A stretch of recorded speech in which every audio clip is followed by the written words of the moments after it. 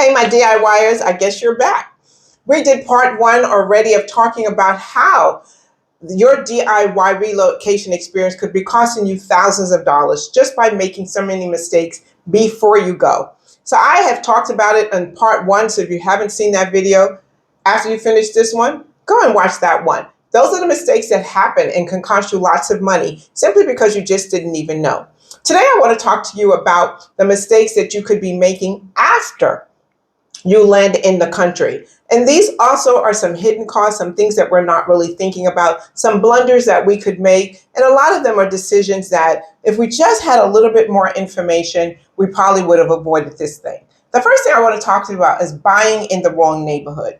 Now, I'm not even sure why anybody is buying anything when they have just landed, because you don't really understand, not only you don't understand the real estate market of that country. I don't care what you read. I don't care what you've been watching. It's when you are there, you will really get a taste and a feel of what the real estate market is. But you want to understand.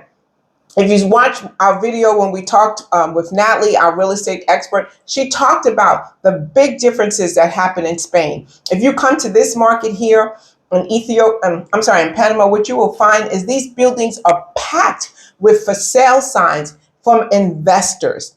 So this is a heavy foreign investor market. You have to understand the market. You have to understand what your exit strategy would be and what your proposed exit strategy and what the reality is for the market that you're going into. So you want to understand that. You also want to think about, do I really want to live in this neighborhood? Now, I know the neighborhood is beautiful, the house is wonderful, and you're like, this is my dream place.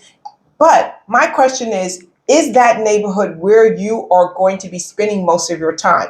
And I almost could have made that mistake. I love to play golf. So for me, the first place I wanted to live was someplace on the golf course. And someone told me about a place on the golf course. It was so affordable. I moved out there. Oh my gosh. I loved where I was living. I loved the apartment. I loved the grounds. I loved the community. But you know what? Everybody said, oh, you're across the bridge. I'm like, yeah, I don't know. Whatever. That doesn't mean anything to me because I didn't know anything. I didn't know anything for it to mean anything. But when I started taking Ubers for $7 and $8, and yes, in Panama, that's a lot of money.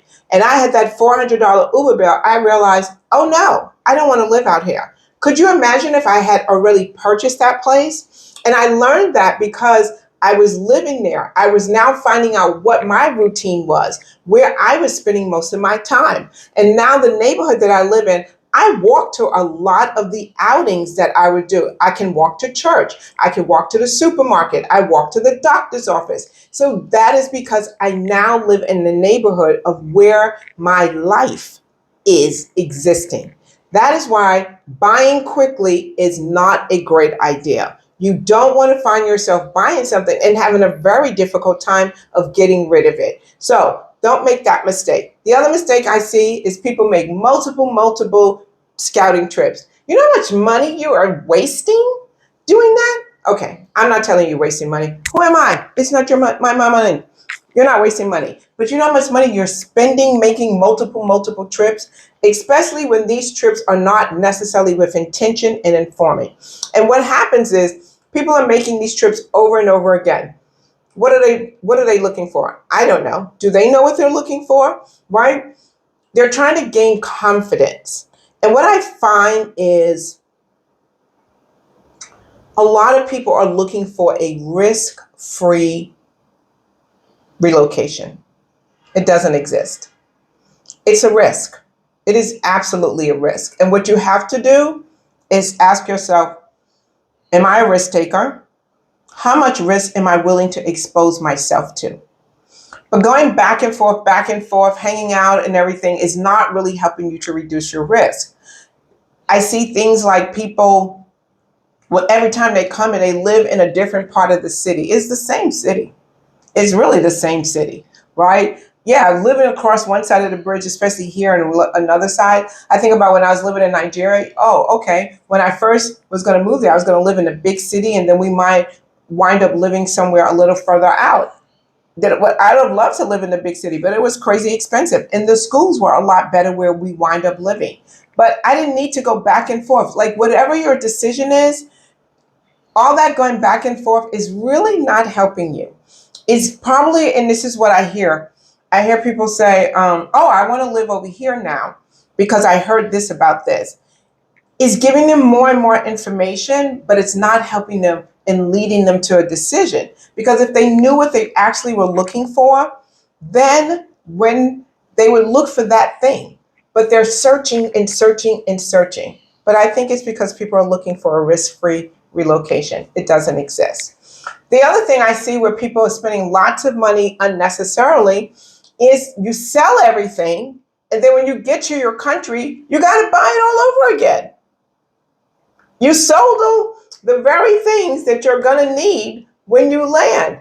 And not only are you buying them again, you're buying them at a higher price and lower quality.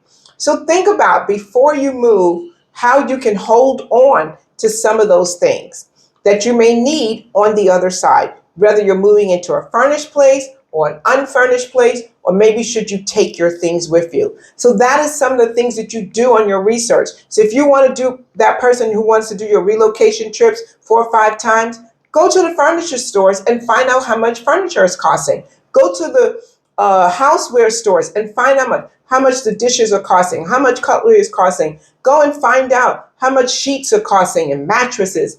Those are things that you should be looking at because that will inform you, should you sell everything or should you bring everything? When you start seeing those prices, you may get sticker shock and you may see quality of stuff that you are not cool about. I'm telling you, we had some beautiful furniture in Nigeria.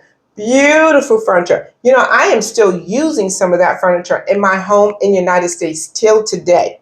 Very sturdy, beautiful furniture. I bought it from Nigeria to the United States. But I'm here to tell you, those chairs are hard.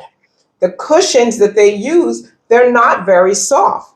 But I knew that going in. So remember, quality in your standard of living may be very different from the quality and the standard of living where you're going. And so if that's very important, how you're living, you want to find out before you sell everything so you don't make that mistake.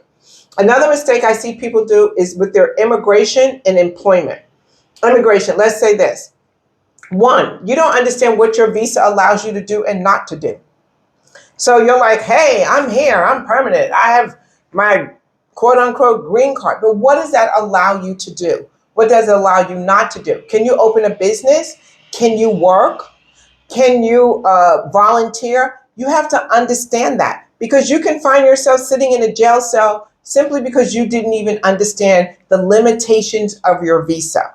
Know that for sure. Or if you're working, do you need a particular work visa? So I recall I had a work visa when I was living in, I had one for Bulgaria. I had one for Ethiopia. And do you know, as an American citizen, I can fly into Bulgaria with no visa. I do not need one.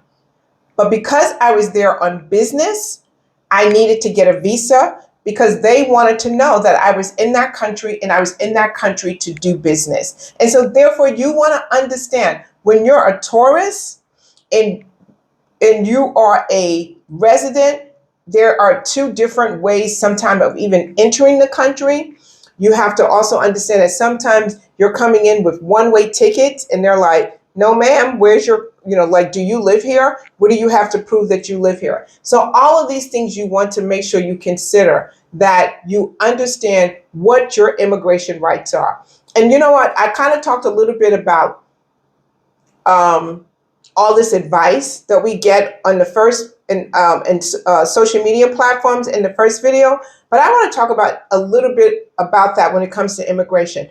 Not only should you understand what your residency allows you to do, you also want to understand if the person who's getting your permanent residency or your visa or whatever it's called in the country that you're going to, really understands the various options that are available to you. They understand your lifestyle. They understand what you're going to be doing while you're in this country, and therefore they will give you the proper documentation. A lot of people just want the most expedient way to come in. Well, is that going to fit your lifestyle? Are you going to wind up paying twice? First time for one kind that says you can't work, and then when you decide that you want to work or open a business, you're going to have to now file again and pay fees again. So get with an attorney who really understands all the different mechanisms to bring you in, and also who's going to do an interview with you and ask you lots of questions. I have clients who got their residency simply because they had heritage. I have clients who are coming in who want to do business. That's a totally different visa. And some are like, hey, I'm just here to lay my feet up in the air. So that's a totally different visa.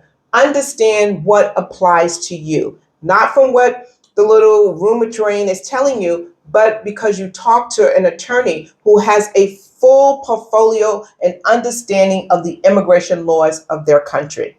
And then let's talk about the emotional cost.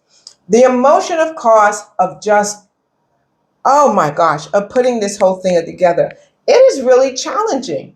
All the costs that you have to think of, the spreadsheets, the fact that you're going to be missing your family, the flights that you got to think about. You're making all these decisions all by yourself. You're starting all over. Have somebody who can be with you to do this. It's really, really helps. It really helps to have someone guiding you. It really helps to be in community. That is one of the things I love about our Bougie Expat Collective. These women are all relocating.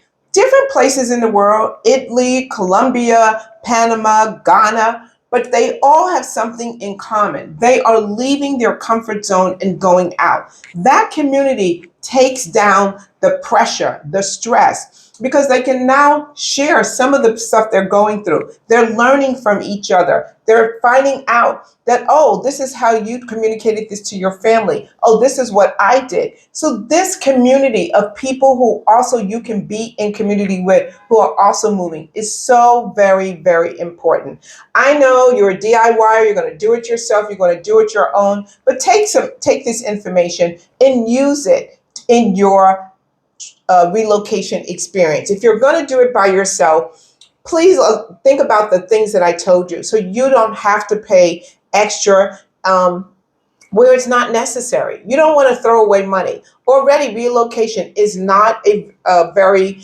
cheap endeavor. It's an expensive endeavor, all the different costs that you would have to. And, I want to go back to one thing I said. I talked about bringing your things and not bringing your things. That is another place where I see people waste a lot of money. They don't know what to bring. They bring too much. They don't bring they don't bring the things that's necessary. They don't know how to ship. There's so many different ways of shipping, from pods to containers to pilots. I mean, I have done the whole gamut. I have done the 50-foot container. I have done just suitcases. I have done pods. Each one was different because I was in a different stage of my life in each one of those moves. That's why this thing is too personal.